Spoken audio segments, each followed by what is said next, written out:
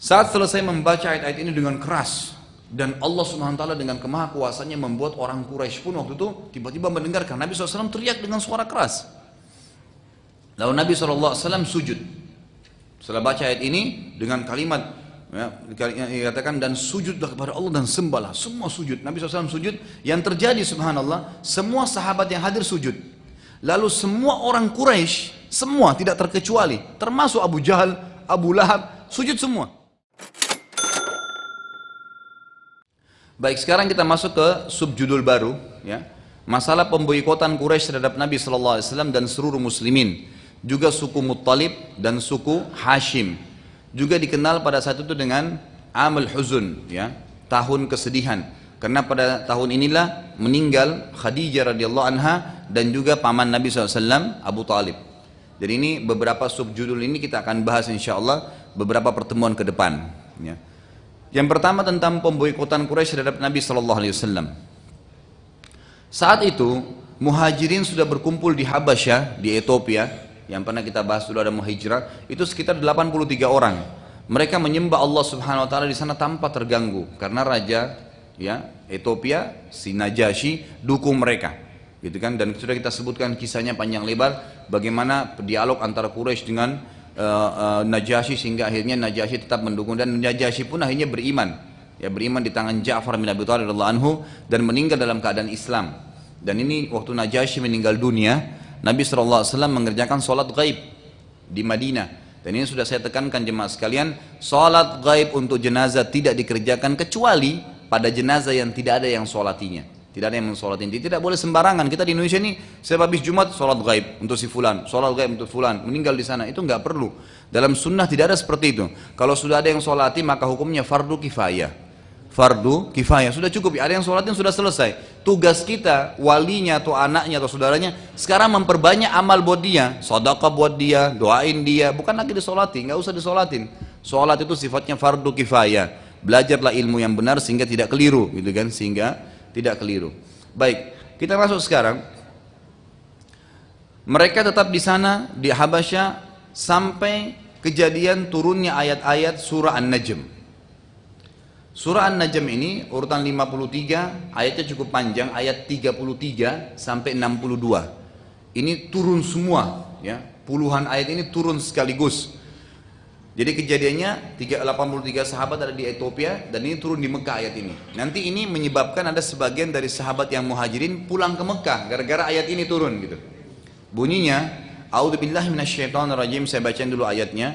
Afara'aital ladzi tawalla wa a'ta qalilan wa akda wa 'indahu 'ilmul ghaibi fahuwa yura أو أم لم ينبأ بما في صحف موسى وإبراهيم الذي وفى ألا تزر وازرة وزر أخرى وأن ليس للإنسان إلا ما سعى وأن سعيه سوف يرى ثم يجزاه الجزاء الأوفى وأن إلى ربك المنتهى وأنه هو أضحك وأبكى وأنه هو أمات وأحيا وأنه خلق الزوجين الذكر والأنثى من نطفة إذا تمنى وأن عليه النشأة الأخرى وأنه هو أغنى وأقنى وأنه هو رب الشعرى وأنه أهلك عادا الأولى وثمود فما أبقى وقوم نوح من قبل إنهم كانوا هم أظلم وأتقى والمؤتفكة أهوى فغشاها ما غشى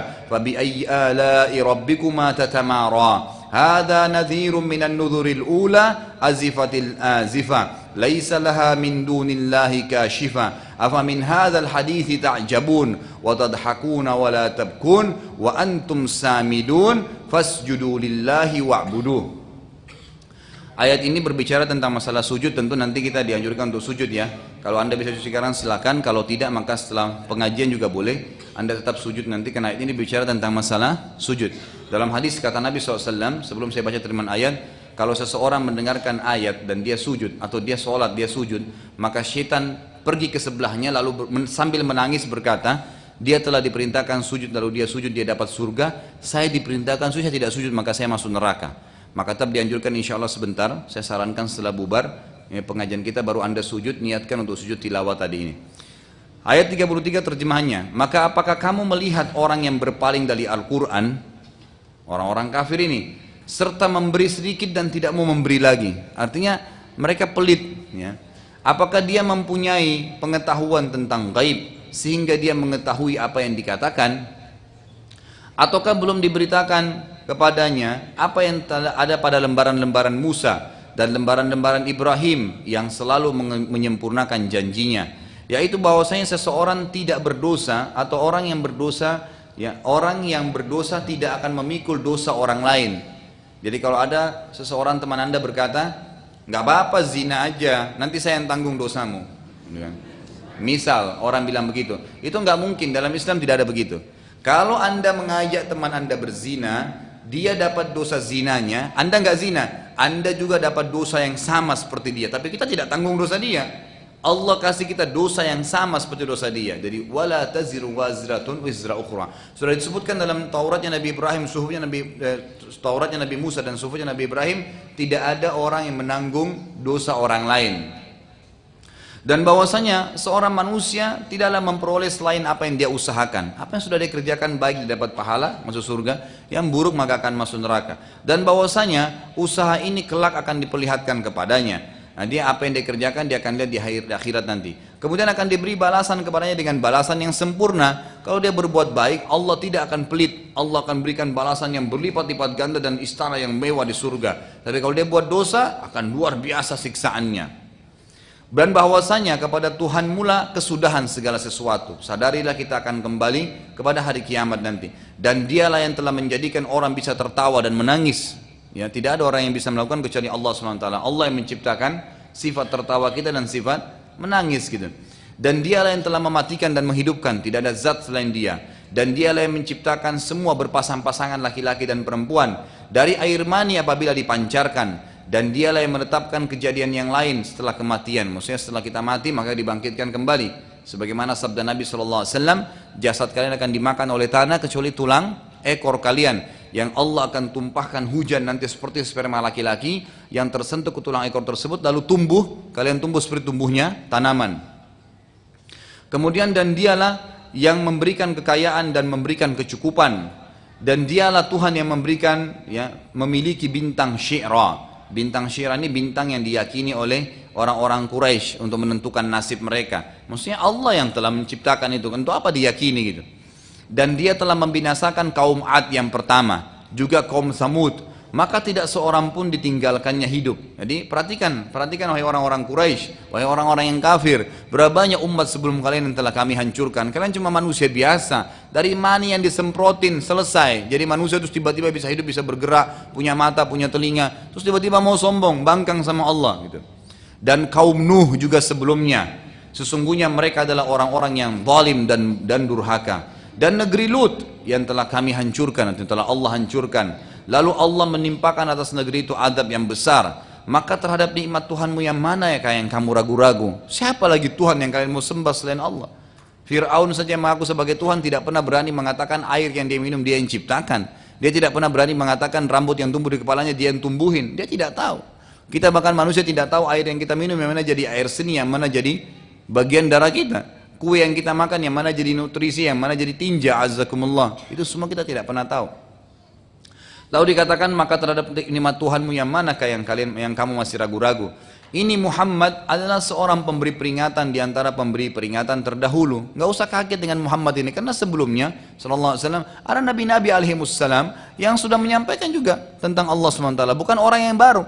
Kalau cuma Muhammad sendiri yang mengaku sallallahu alaihi wasallam sebagai nabi, kenal Allah, yang tidak ada orang sebelumnya, mungkin aneh. Tapi ada banyak sebelumnya, ada kaum Lut, tadi Nabi Lut, ada Nabi Nuh, ada Nabi Saleh, ada Nabi Syuaib, disebutkan semua. Lalu dikatakan telah dekatlah terjadi kiamat itu. Tidak ada yang akan menyatakan terjadinya hari itu kecuali Allah. Maksudnya di sini dengan datangnya Muhammad berarti kiamat sudah dekat. Makanya Nabi SAW mengatakan hitunglah 6 hal termasuk tanda-tanda kiamat. Dilahirkannya aku, gitu kan? Itu sudah termasuk tanda-tanda kiamat. Karena Nabi terakhir, gitu kan? Kemudian diutusnya aku, kemudian meninggalnya aku. Dari lahirnya Nabi SAW sendiri tanda-tanda kiamat. Diutus jadi Nabi umur 40 tahun tanda kiamat. Meninggalnya tanda kiamat sudah 3, gitu kan? Sudah terkumpul 3. Maka itu semua termasuk. Berarti kiamat sudah sangat dekat, kata Allah SWT. Tidak ada yang akan menyatakan terjadinya kiamat kecuali Allah. Maka apakah kamu merasa heran terhadap pemberitaan ini dan kamu menertawakan dan tidak menangis? Semua penyampaian ini tentang Allah, tentang azab, Allah melihat kalian, kita nggak malukah sama Allah? Allah sedang lihat kita, lalu kita berzina, lalu kita berbuat ini, berbuat itu. Yang pernah saya jelaskan, konyolnya orang masuk di dalam kamar hotel, dia pikir cuma dia sama pasangannya, dia lupa tembok itu makhluknya Allah, ranjang itu makhluknya Allah, udara yang dia hirup makhluknya Allah, semua akan berikan kesaksian pada hari kiamat. Iya ya Allah, pada detik ini dia sedang berzina. Bagaimana caranya orang bisa aman dengan makrullah? Sebaliknya kalau orang ibadah maka akan sangat baik. Ya, semua itu akan menjadi saksi kepada dia. Dan para ulama salaf mengatakan, kalau orang soleh ibadah kepada Allah minum minuman, maka minuman itu akan berkata kepadanya, saya sangat bersyukur pada Allah karena saya akan menjadi bagian dari tubuhmu. Dan kalau seandainya orang fasik atau orang kafir minuman itu akan berkata, kalau bukan takdirnya Allah saya tidak sudi bagian dari tubuhmu. Bagaimana dia bisa maksiat dan minum? Ya, fasilitasnya Allah Subhanahu wa taala. Sama Anda sedang di rumah orang bertamu gitu kan. Lalu kemudian fasilitasnya banyak, ada makanan minum, tapi tuan rumahnya nggak senang kita di situ. Kan gitu. Mungkin kita diusir, mungkin dicaci maki. Seperti itulah manusia-manusia yang hidup di muka bumi bermaksiat kepada Allah. Gunakan fasilitasnya Allah, udara yang dihirup gratis, jalan, tubuh ini sedang dipakai, macam-macam gitu kan, fasilitas matanya bisa melihat, tapi masih kurang ajar dengan Allah. Cuman Allah Subhanahu wa taala dengan kemahamurahannya beda dengan pimpinan atasan atau rumah yang sedang tuan rumah yang sedang kita huni tadi. Kan yang kita sedang jadi tamu. Karena Allah Subhanahu wa taala Maha Pengampun, sudah salah, yang penting ngakuin, saya maafin deh, silakan pakai lagi fasilitas saya. Kalau enggak ya ditahan sama Allah SWT, dibuat sesak napas, dibuat penyakitan, dibuat ini, nggak bisa karena memang dia melanggar hukum Allah Subhanahu Wa Taala. Lalu Allah mengatakan, sedangkan kamu melengahkannya, kenapa kalian tidak nangis, tidak tersentuh dengan masalah surga dan neraka, tidak takut kalau datang malaikat maut, bagaimana itu semua ceritanya gitu. Lalu kata Allah SWT, maka bersujudlah kepada Allah dan sembahlah dia. Saat selesai, jadi Nabi SAW waktu itu kebetulan, waktu turun ayatnya, waktu Allah suruh turunkan ayat ini, beliau lagi di depan Ka'bah. Beliau lagi di depan Ka'bah, kemudian lagi rame orang-orang Quraisy, orang-orang juga kafir, orang kafir dan orang-orang Muslim juga lagi banyak di dekat patung-patung mereka dan dekat Ka'bah. Lalu Nabi SAW mengangkat suara dengan keras membaca ayat tadi, dari ayat 33 sampai 62 tadi, dibaca semua. Saat selesai membaca ayat-ayat ini dengan keras, dan Allah Subhanahu wa taala dengan kemahakuasaannya membuat orang Quraisy pun waktu itu tiba-tiba mendengarkan Nabi SAW teriak dengan suara keras. Lalu Nabi SAW sujud. Setelah baca ayat ini dengan kalimat ya, dikatakan dan sujudlah kepada Allah dan sembahlah. Semua sujud. Nabi SAW sujud. Yang terjadi subhanallah, semua sahabat yang hadir sujud.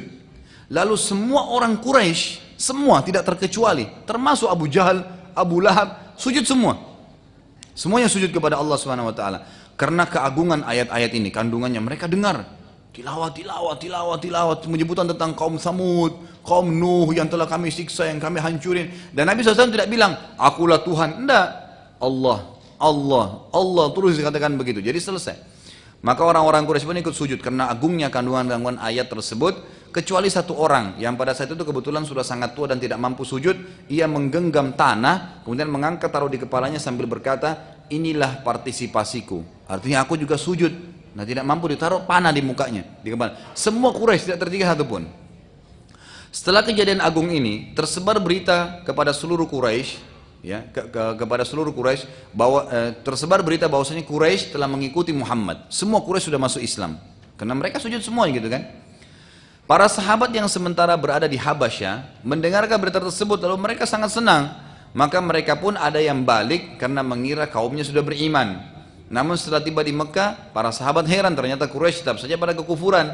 Dan ternyata sujud itu hanya karena tersentuh dengan ayat-ayat yang dibaca oleh Nabi SAW. Kata para ulama sejarah, mestinya kejadian ini sudah harus membuat Quraisy itu terengah. Kok bisa mereka sujud gitu kan? Apa ini? Itu nggak mungkin, pasti sebuah keagungan. Tapi masih saja mereka membangkang, subhanallah. Dan ini pelajaran besar Bapak Ibu sekalian, bahwasanya syaitan itu luar biasa untuk membuat orang kafir, luar biasa untuk membuat orang ya bermaksiat. Karena kata Nabi SAW, yajri ibnu Adam majrad dam. Syaitan itu lari dalam tubuh manusia seperti mengalirnya darah. A'udzu billahi minasyaitonir rajim, sepupunya datang. A'udzu billahi minasyaitonir rajim, pamannya datang, gitu kan? Lari yang satu datang, lari yang satu datang, terus begitu. Maka kita harus hati-hati. Jangan berarti Anda sudah mengatakan a'udzu billahi minasyaitonir rajim, kemudian Anda mau sholat tahajud, Anda rasa atau yakin syaitan tidak akan goda. Tidak, akan datang. Satu lari, tiga datang, supaya Anda tidak selesaikan sholat itu. Maka harus jeli dalam masalah ini. Perhatikan, Orang-orang Quraisy semua sudah jelas tahu ini orang yang terpercaya, amin, orang yang luar biasa. Sudah dia, Abu Jahal ngakuin kalau dia nabi, cuma karena fanatisme tadi nggak mau ngikutin gitu kan. Nah sekarang mereka semua sudah sujud, semuanya sujud, yang pimpinannya yang kufur, yang betul-betul benci Islam, sampai orang biasanya.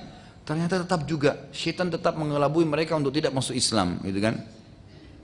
Kejadian di atas ini akhirnya digoda oleh syaitan orang-orang Quraisy, makin membuat mereka terganggu. Dulu mereka melarang orang-orang mengikuti Nabi SAW, sekarang malah mereka ikut terpengaruh dengan perkataan Nabi SAW, dan akhirnya mereka semua sujud. Maka Quraisy sepakat waktu itu untuk memboikot Nabi SAW dan juga sahabat-sahabat beliau. Quraisy pun mengeluarkan peraturan bahwasanya tidak boleh seorang pun bertransaksi dengan Nabi SAW dan juga kaum muslimin, baik membeli atau menjual pada mereka. Tidak boleh seorang pun dari mereka dinikahi juga atau menikahkan. Ya, tidak boleh nikah dengan mereka, tidak boleh juga mereka menikah dengan orang-orang Quraisy. Karena pada saat itu masih boleh saja gitu kan. Hal ini bukan hanya berlaku pada penduduk Mekah, tapi juga penduduk yang dari luar Mekah yang masuk ke Mekah. Mengenai kesepakatan tersebut, suku Abdi Muttalib, pamannya Nabi, sukunya dia, keluarganya, anak turunannya semua. Kemudian suku Hashim, ini juga masih suku kakek Nabi SAW, dan suku Abdul Manaf. Dan saya sudah jelaskan itu hari. Ya bagaimana di kalangan orang-orang Arab dan sampai hari ini berlaku itu, kalau ada seseorang yang punya keturunan banyak, namanya baik, hartanya banyak, gitu kan, dia nanti dinobatkan menjadi kepala suku, dan bisa saja nanti suku itu jadi dibuatlah sebuah nama suku tentang dia, dari dia gitu. Walaupun dia juga punya suku lagi, kakek-kakeknya gitu kan. Dari itu lahir nama-nama suku ini. Misal saya bernama Khalid, kemudian saya punya keturunan banyak, harta saya banyak, nama saya baik di masyarakat, maka nanti bisa saja keluar suku namanya Al-Khalid gitu loh, keluarga Khalid. Nanti semua anak-anak saya pakai suku itu.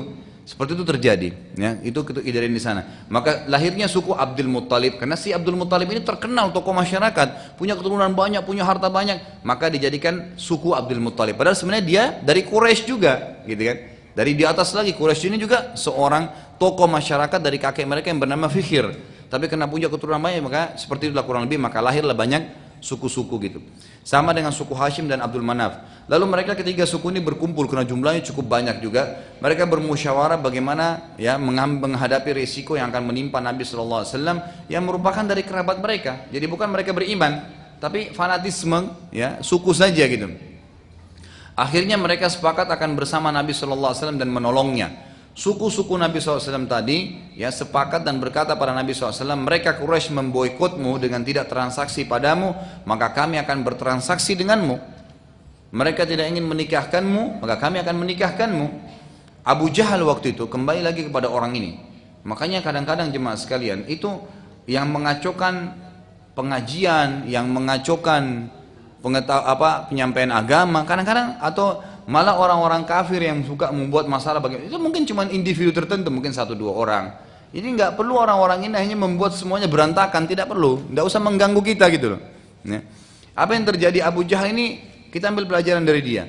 Saat mengetahui bahwasanya 3 suku di atas ya itu ingin mendukung Nabi SAW, dia langsung datang ke Mekah atau ke Ka'bah di tempat kumpulnya suku-suku Quraisy, lalu dia cepat memotivasi orang-orang Quraisy, mengumpulkan Quraisy, dan berhasil mempengaruhi mereka dengan berkata, apakah kalian tidak lihat bagaimana suku Abdul Muttalib, kami memboikot mereka Muhammad, lalu mereka mau mendukungnya, maka saran aku, mari kita semua memboikot juga suku Muttalib, juga suku Hashim yang telah mendukung mereka, dan juga suku Abdul Manaf, dan siapapun yang mendukung Muhammad semuanya diboikot.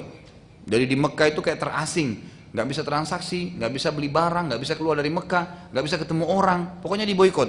Kalau enggak maka akan diperangin gitu. Yang terjadi pada saat mereka memboikot ketiga suku tersebut, akhirnya ketiga suku itu bersama kaum muslimin.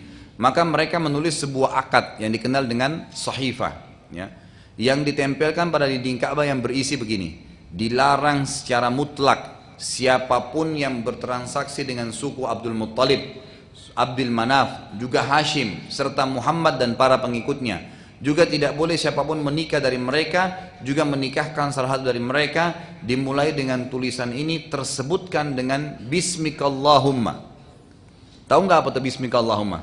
Dengan namamu ya Allah. Orang-orang Quraisy pakai nama itu, tulisan itu. Kenapa? Pernah saya jelaskan kan? Karena sebenarnya dasar agamanya orang Quraisy itu mengikuti ajaran Nabi Ibrahim alaihissalam. Jadi mereka itu haji itu kan ada Nabi Ibrahim alaihissalam. Mereka juga mengetahui ada itu namanya Allah dan Nabi Ibrahim alaihissalam. Tapi karena sudah lama nih jarak antara Nabi SAW dengan Nabi Ibrahim, maka syaitan sudah mulai bermain dengan mereka, maka mereka berbuat kemusyrikan. Akhirnya mereka lebih cenderung kepada berhala daripada Allah Subhanahu Wa Taala. Abu Talib saat melihat pemboikotan tersebut langsung mengumpulkan sukunya dan berkumpul di luar Mekah yang akhirnya tempat tersebut disebutkan dengan Syi'ib Abu Talib atau perkampungan Abu Talib. Di sana mereka saling tolong menolong satu sama yang lainnya. Pemboikotan pun berjalan selama 3 tahun. Mereka sangat terkurung sampai bila ada pedagang dari luar Mekah yang akan menjual dagangannya, maka segera orang-orang Quraisy membeli semuanya. Dan bila salah satu dari 3 suku di atas juga muslimin mau membeli, maka mereka menaikkan harga dengan berlipat ganda sehingga mereka tidak dapat membelinya. Jadi di sini kenapa orang Quraisy tidak tiba-tiba membunuh saja suku-suku ini? Mereka juga menjaga namanya di Jazirah Arab. Kalau sampai kedengaran orang Quraisy membunuh suku Quraisy sendiri, maka dianggap nanti berarti suku Quraisy ini maka tidak baik. Sementara mereka menjaga syaraf, mereka menjaga nama baiknya gitu.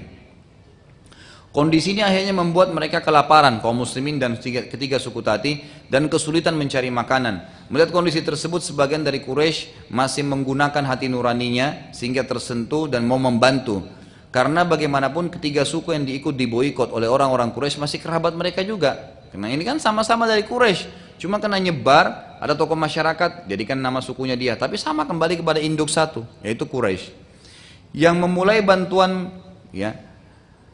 Ketika masalah ini untuk ketiga suku tersebut adalah seseorang yang bernama Hakim bin Huzam yang nanti masuk Islam.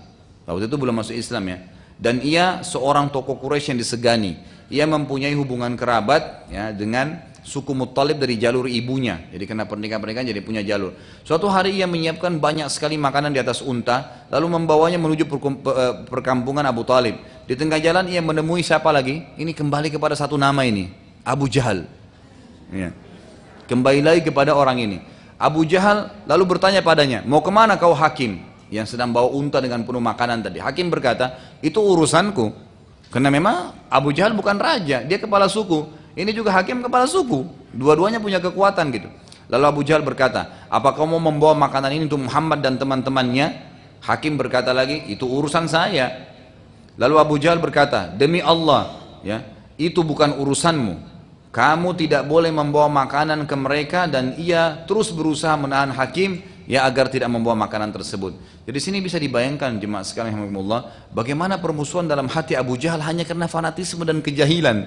Artinya kalau cuma dia sendiri yang begitu tidak masalah. Ini dia tahan semua orang untuk dapat hidayah. Siapa yang dia mampu memerangi Islam luar biasa. Jadi double. Akhirnya syaitan berhasil menguasai diri dia. Bukan cuma jadi orang seperti Abu Jahal sudah mustahil dapat hidayah. Karena bukan cuma dia yang membentung dirinya, tapi dia bendung orang lain. Jadi sibuk dengan itu, syaitan buat dia sibuk. Misalnya ada orang pergi pengajian, dia tidak hadir pengajian, dia ajak juga orang lain tidak ke pengajian. Jadi dia menjadi penyebab orang lain. Ini susah sekali dapat hidayah. Karena dia bukan cuma untuk dirinya saja dia tahan, tapi untuk orang lain juga gitu. Maka pada saat itu, Abu Jahal pun akhirnya terbawa dengan arus yang luar biasa godaan syaitan, dan akhirnya berhasil ya membuat kaum muslimin terganggu. Itulah sebabnya Nabi SAW memberikan julukan sekali lagi, dia adalah Fir'aunnya umat ini. Sementara keduanya sedang bertengkar, si Hakim dengan Abu Jahal, datanglah Abu Bukhtur ibn Hisham, ini kepala suku yang lain lagi, gitu kan? Yang pada saat itu juga masih prihatin dengan keadaan Nabi SAW dan bersama dengan beliau, cuman tidak bisa ngomong karena ini kesepakatan Quraisy. Ia berkata pada keduanya, ada apa dengan kalian? Hakim berkata, ini makanan aku ingin bawa kemanapun aku ingin. Abu Jahal berkata, ia ingin membawa kepada Muhammad dan para sahabatnya. Abu Bukhturi lalu berkata, Abu Bukhturi tadi orang ketiga ini berkata kepada Abu Jahal, ia bebas wahai Abu Jahal, wahai Abu Hakam, terserah ia mau dan memberikan kepada siapapun. Ya, juga ia seorang pemuka Quraisy, apa hak kamu melarangnya? Gitu. Abu Jahal waktu itu kebetulan waktu dia berhasil membuat pemboikotan terjadi, dia berpikir inilah peluang yang paling besar untuk bisa menjadi raja di Mekah, gitu kan? Karena di Mekah kan belum ada rajanya. Ternyata dengan satu isu itu dia berhasil membuat orang-orang Quraisy memboikot. Maka dia berpikir inilah kesempatan dia untuk jadi raja di Mekah. Jadi dia mau tunggangi kesempatan itu gitu. Abu Jahal berkata, aku akan melarangnya. Abu Bukhturi berkata, demi Allah kau tidak akan bisa melarangnya. Siapa kamu sampai kau bisa melarangnya? Abu Jahal lalu berkata, demi Allah aku akan melarangnya. Maka terjadilah perkelahian antara keduanya dan dimenangkan oleh Abu Bukhturi. Ya. Akhirnya hakim pun berhasil membawa makanan ke perkampungan Abu Talib. Tetapi ini tidak cukup karena jumlah mereka sangat besar. Dan juga hakim adalah salah satu dari sekian banyak orang Quraisy. Satu ekor unta diisi banyak makanan, berapa banyak bisa, ini ribuan orang yang mesti dikasih makan gitu. Kelaparan yang menimpa mereka sudah sangat mengkhawatirkan, tetapi mereka tetap berhasil sabar. Dalam salah satu riwayat yang sahih menjelaskan tentang kelaparan mereka, salah seorang dari salah satu dari 3 suku tersebut yang diboikot bercerita, suatu malam saat aku keluar untuk hajatku. Jadi zaman dulu itu tidak ada, maaf, kamar mandi di rumah nggak ada. Jadi mereka kalau mau buang hajat itu mereka jauh ke padang pasir gitu. Jadi satu waktu saya lagi ada hajat, mungkin mau buang air gitu kan, maka aku mendengar suara yang cukup keras. Jadi ada suara karena angin keras sekali gitu. Saat aku melihatnya ternyata kulit bangkai unta yang sudah kering. Jadi tepak-tepak di batu gitu kan. Jadi kedengaran suaranya. Karena lapar maka aku pun mencucinya dan membakarnya lalu aku makan. Karena tidak ada lagi makanan gitu loh. Sampai seperti itu keadaan mereka. Sampai akhirnya tiba suatu hari, salah satu pemuka Quraisy yang sangat prihatin dengan keadaan penghuni perkampungan Abu Talib yang bernama Hisham bin Amr. Ini salah satu nama yang perlu dicatat dalam sejarah Islam. Beliau akhirnya berusaha berpikir, ini kayaknya tidak tepat nih pemboikotan nih. Ada sesuatu yang salah nih dan harus berakhir, sudah 3 tahun. Ya orang sudah tidak saling melihat, ada keluarganya situ yang mati, masih hubungan kerabat, tidak bisa ditolong, gimana caranya? Maka ia pun mendatangi Zuhair bin Abi Umayyah bin Mughirah. Orang Quraisy yang lain ini tokoh-tokoh Quraisy ini, kepala-kepala suku gitu. Jadi Hisham berkata kepada Zuhair, wahai Zuhair, apakah engkau bisa menerima perlakuan Quraisy terhadap suku Hashim? Dia sebutkan suku Hashim karena dia punya hubungan kerabat dengan suku Hashim. Zuhair berkata, demi Allah tidak sama sekali. Hisham berkata, kalau begitu bagaimana bisa kita diam dan menerima perlakuan terhadap suku kita sendiri? Zuhair berkata, tetapi itulah yang telah disepakati oleh Quraisy.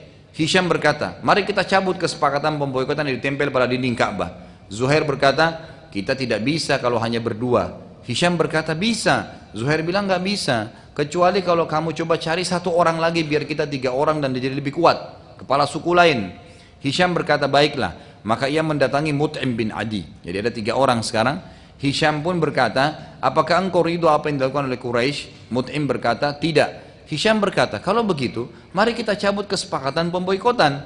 Mut'im berkata, siapa yang bersama kita dalam masalah ini? Hisham berkata, Zuhair bin Abi Umayyah bin Mughirah. Itu sudah 3 orang. Ada si Hisham, ada Mut'im gitu kan, dan ada Zuhair. Lalu Mut'im berkata, kalau begitu coba cari orang keempat, mungkin dengan 4 orang kita lebih kuat. Hisham lalu menuju kepada Abu Bukhturi, ini orang keempat, yang langsung setuju dan bertanya, siapa yang bersama kita? Hisham berkata, Zuhair dan Mut'im gitu kan. Jadi sama anda Abu Bukhturi. Abu Bukhturi berkata, kita butuh seorang lagi agar kita 5 orang dan nanti lebih kuat dari kepala suku yang lain. Hisham lalu menemui Zum'ah bin Awad bin Muttalib. Ini salah satu dari suku Muttalib, tetapi setuju dengan pemboikotan dan akhirnya hatinya tersentuh dan prihatin. Lalu ia setuju dan bertanya, siapa bersama kita? Hisham mengatakan Zuhair, Mut'im dan Abu Bukhturi. Setelah kelimanya sepakat untuk mencabut persetujuan tadi, pemboikotan, maka mereka menuju ke perkumpulan pemuka-pemuka Quraisy keesokan harinya. Lalu Hisham mulai bicara. Tapi ini 5 orang ini sepakat tanpa Quraisy tahu gitu. Tiba-tiba mereka biasa duduk, majelis gitu kan, kepala-kepala suku semuanya puluhan orang. Lalu tiba-tiba Hisham yang paling pertama punya ide tadi berkata, demi Allah, kita sungguh telah berbuat kezaliman terhadap kaum kita sendiri. Kita membiarkan mereka kelaparan. Bila hal ini tetap terjadi, demi Allah ini aib besar sepanjang masa dan orang Arab akan menilai kita buruk. Dan demi Allah, kita harus mencabut pemboikotan itu. Abu Jahal, perhatikan orang ini ya. Abu Jahal lalu berdiri mengatakan, tidak, demi Allah kesepakatan tidak akan dibatalkan ya, karena Quraisy telah menyepakati. Sebenarnya Quraisy ini sepakat karena awalnya Abu Jahal lempar isu itu. Seperti sekarang kan begitu, rata-rata isu tentang teroris, udah semua yang berjenggot teroris gitu kan. Orang jilbab besar teroris semua. Isu yang anehnya banyak orang termakan dengan isu itu gitu ya. Lalu dikatakan, demi Allah tidak akan ada yang batalkan. Maka Sampai mereka, kata Abu Jahal, sampai mereka kembali kepada agama nenek moyang mereka. Tiba-tiba orang yang kedua, Zuhair. Tadi 5 orang sudah sepakat, Zuhair lalu berdiri dan berkata, demi Allah, kesepakatan harus dicabut.